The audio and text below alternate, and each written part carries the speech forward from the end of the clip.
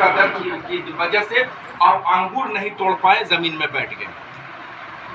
جب سرکار غوث پاک 4 سال 4 مہینہ 4 دن کے ہوئے اور پہلے دن جب مدرسے سے واپس آ رہے تھے، آنے کے بعد اپنی ماں کے گود میں بیٹھ کے مچلنا شروع کر دیتے ہیں۔ بچہ ہے، فطرت ہے بچے کا، مچلنا شروع کر دیتے ہیں۔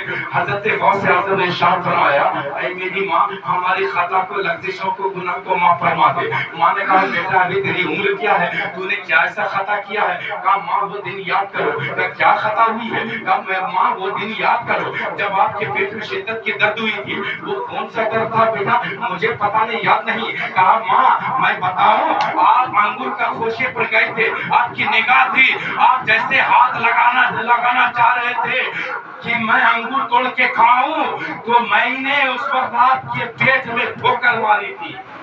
بیٹا تو نے ایسا کیوں کیا؟ کہا ماں میں ماں کی آپ کے پیٹ سے دیکھ رہا تھا، آپ کو نظر نہیں آ رہا تھا۔ وہاں پر ایک انگور کے خوشے میں ایک مہلک بچھو تھا۔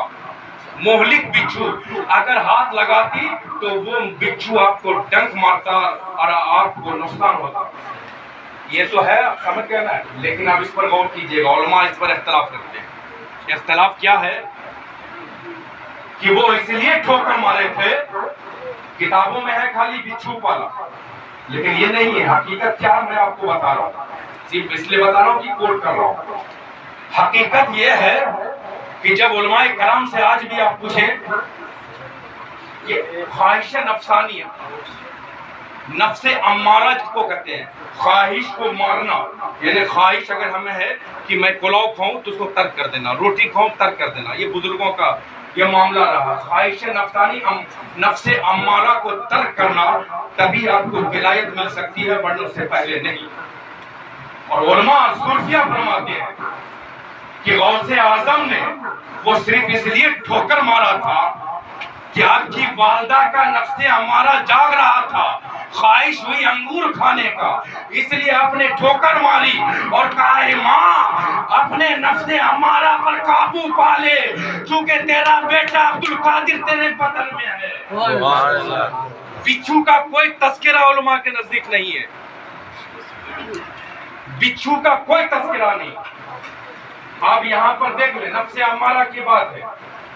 اب سرکار غوث اعظم بڑی تیزی کے ساتھ ہے تو بہت واقعہ 4-5 دن تک بولتا رہوں گا، انشاءاللہ ختم نہیں ہوگا آپ کی دعاؤں کی برکت سے۔ اب یہاں آخری بات چلے، حضرت غوث اعظم دستگیر جب پہلی مرتبہ حج کرنے کے لیے گئے، پہلی مرتبہ، تو آپ کے ساتھ 20,000 علماء، خلفاء، مریدین آپ کے ساتھ تھے۔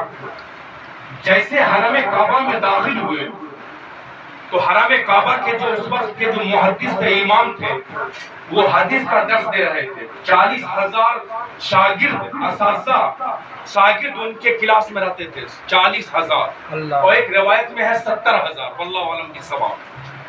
وہ کلاس میں حدیث کا درس دے رہے ہیں، اسی بیچ میں 20,000 کے قافلہ کے ساتھ حضرت عبدالقادر جیلانی وہ صحن کعبہ میں حاضر ہوتے ہیں۔ ہونے کے بعد جب امام کعبہ کی، محدث کعبہ کی نگاہ عبدالقادر جیلانی پر پڑتا ہے تو وہ کھڑے ہو جاتے ہیں استقبال کے لیے۔ وہ اس لیے استقبال کے لیے نہیں کھڑے ہوئے کہ بہت بڑے عالم آ رہے ہیں، بلکہ مہمان آ رہے ہیں، مہمان کے استقبال کے لیے۔ چنانچہ حضرت عبدالقادر جیلانی جب قریب پہنچتے ہیں تو سلام ہوتا ہے، سلام کے بعد معانقہ ہوتا ہے، مصافحہ ہوتا ہے۔ ہونے کے بعد وہ محدث فرماتے ہیں، امام کعبہ فرماتے ہیں کہ کیا آپ عالم دین ہو؟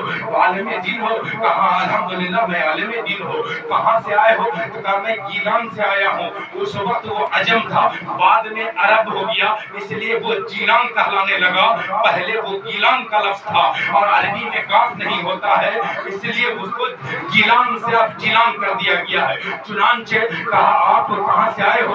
کہا میں گیلان سے آیا ہوں۔ کیا آپ عالم ہیں؟ الحمدللہ میں عالم ہوں۔ تو آئیے بیٹھ جاتے ہیں، کچھ شریعت مطہرہ کی گفتگو ہو جائے، کچھ مسئلہ کی باتیں ہو جائے۔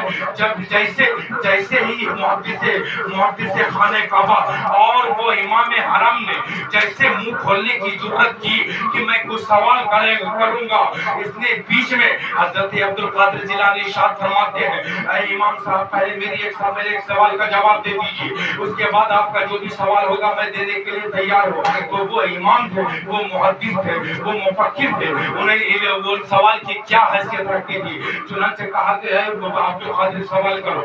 جب سوال کیا کہ اچھا یہ بتاؤ کہ آقا صلی اللہ تعالیٰ علیہ وسلم کے ساری زندگی کے غسل پر کوئی کلام نہیں ہے, لیکن بعد وصال جو آپ کو غسل دیا گیا اس غسل کا پانی کہاں گیا؟